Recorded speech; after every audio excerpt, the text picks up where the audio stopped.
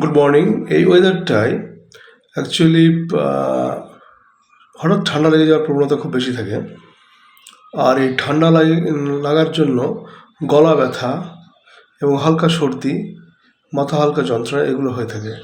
তো গলা ব্যথা, মাথা যন্ত্রণা, হালকা ঠান্ডা লাগা এগুলো থেকে বাঁচতে গেলে অবশ্যই অ্যাকোনাইটাম নেকোলাস 30 এবং বেলেডোনা 6 এবং হিপারসালফ 200 এই 3টে ওষুধ আপনারা ব্যবহার করবেন, তাহলে অনেকটা সুস্থতা পাবেন, গলা ব্যথাটা কমে যাবে।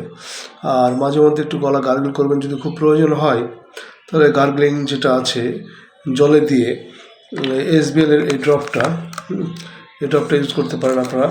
হয়তো 1 গ্লাস হালকা কুসুম গরম জলে 10 ফোঁটা দিলেন, 10 ফোঁটা দেওয়ার পরে একবার গার্গল করে নিলেন, তারপর আবার সন্ধ্যার সময় একইভাবে 10 ফোঁটা দিলেন 1 গ্লাস গরম জলে, গার্গল করে নিলেন, তবে আপনি সুস্থ হয়ে যাবেন, গলা ব্যথা থাকবে না।